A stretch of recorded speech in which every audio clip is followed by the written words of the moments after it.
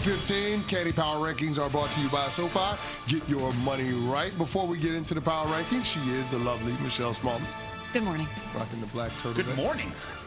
It's 6:33 a.m. Good morning. Okay. No, we established a good morning. We're doing the multiple We established, good mornings? based on what Peter Schrager said, that the first time you see somebody is not the only time you can say good morning to them. It's not like I dropped a Happy New Year on CC. Exactly. That's coming too. Get ready.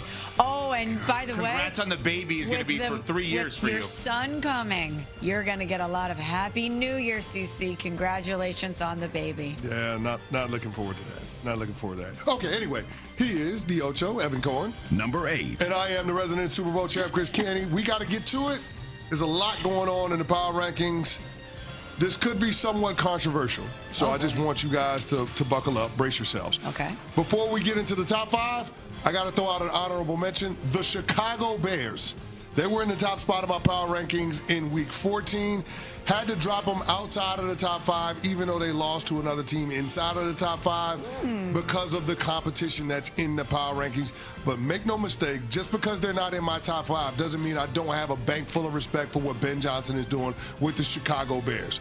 That program has absolutely gotten turned around, and he is the biggest reason why. Also, the quarterback, Caleb Williams, there's a lot to like when it comes to his overall game. Okay, now that we done got the pomp and circumstance out of the way, we're going to get to the meat and potatoes. Pat Costello, if you will. Number 5. The LA Rams.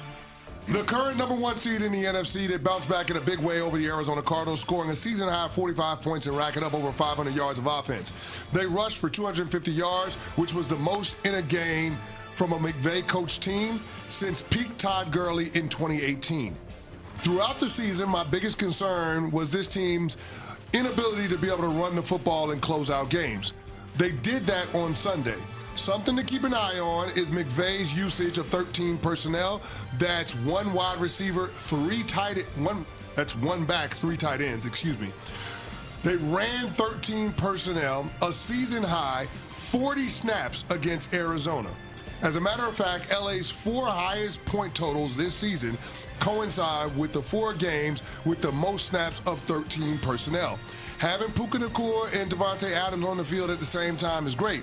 But what truly makes the Rams offense scary is if they give Matthew Stafford a dominant running game. The LA Rams checking in at number 5. Very quickly, I hope the Philadelphia Eagles are listening and what CC just said you should do for your offense.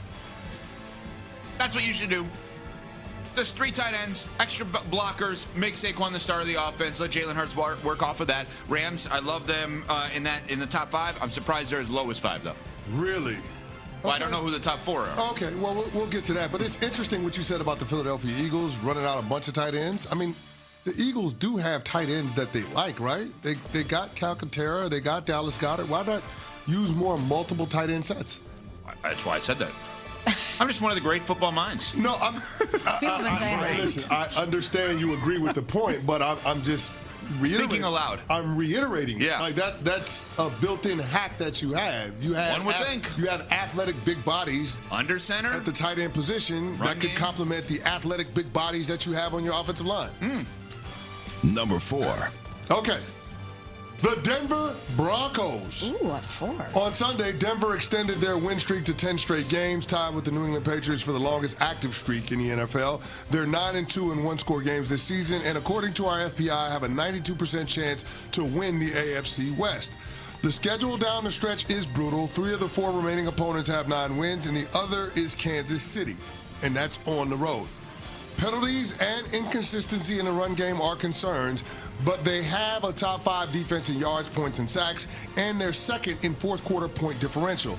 This team's ability to play complementary football in the clutch is what separates them from other contenders. The Denver Broncos checking in at the 4 spot in my power rankings. I'm a little surprised that they are as low as they are. I thought the Broncos would be higher, 11-2, and arguably the toughest division in football. I mean, you can make the case for the NFC North, certainly, but they have been unbelievable. As you said, winning 10 in a row.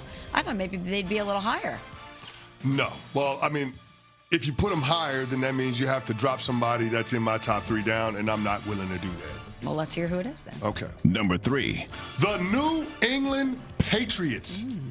The bye week came at the perfect time as they expect multiple starters back on both sides of the ball in Week 15 when they play host to the Buffalo Bills. The Patriots can put a stranglehold on the division with a win. However, New England is currently a home dog in this matchup. That means that MVP frontrunner Drake May will have a huge opportunity to prove that Week 5 wasn't a fluke when he bested the reigning defending MVP in Orchard Park. If the Most Valuable Player award is based around a narrative, another player would be hard-pressed to come up with a better one than May if he leaves Gillette Stadium 12-2 on Sunday. The New England Patriots checking in at 3 on my power rank. I'm nervous for this Sunday as a Pats fan. I think the fourth quarter for the Bills against the Bengals may be one that we look back upon in January and February.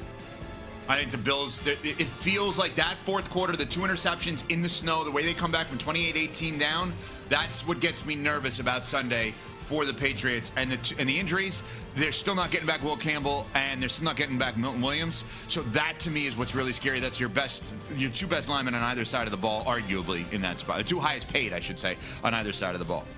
All right, keeping it moving. Number 2.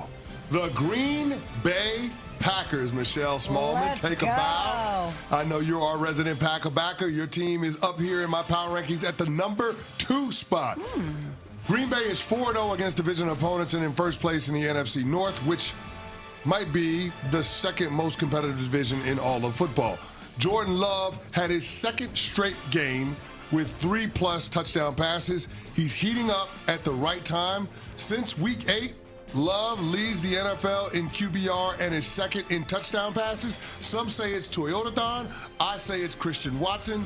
Watson is top 5 in touchdown catches during that span, and the offense for the Packers is top 5 in explosive passes and offensive touchdowns. So I don't think it's a coincidence that Jordan Love is playing his best football now that number 9 is back in the lineup. Christian Watson is a take the top off of the defense type of receiver and creates so much room for other players to work underneath.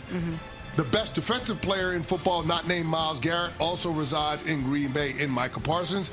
What's fascinating about where the Packers stand is that the division is going to come down to what happens in Week 16 when they have the rematch between them and the Chicago Bears in Soldier Field. The Green Bay Packers right now checking in at 2 on this week's Power Rankings. Based on everything you just said, I'm floored that they're not number 1, and it's not just because I'm being Harry at the Homer over here. Jordan Love looks amazing. The offense is clicking. The defense has been great all season long. Jeff Hafley has that unit flying around. They just had a huge, huge division win over the Chicago Bears. I don't even know who could be ahead of them. Would you like me to tell you who's ahead of them? I would. Okay. Number 1. The Seattle Seahawks. Oh, my God. The Seattle Seahawks. God. What Now are you atop doing? my power rankings. The Seattle Seahawks can do it with special teams. Block the field goal and let the Atlanta Falcons. They return to kickoff 100 yards. Rashid Shaheed, Jackson Smith, and Jigba might be the best non-quarterback on the offensive side of the ball in the entire NFL. They are third in explosive plays on offense. Their defense is outstanding. They always show up and pitch shutouts. They are top 2 in scoring defense. They are top 6 in yards allowed. They are top 5 in takeaways. The Seattle Seahawks are number 1 in my Week 15 power rankings. And what makes it fascinating is that I believe the number 1 seed in the entire conference is going to come down to the Seattle Seahawks and their rematch against the Los Angeles Rams in a couple of weeks. So they play the Rams in Seattle on Thursday Night Football in Week 16.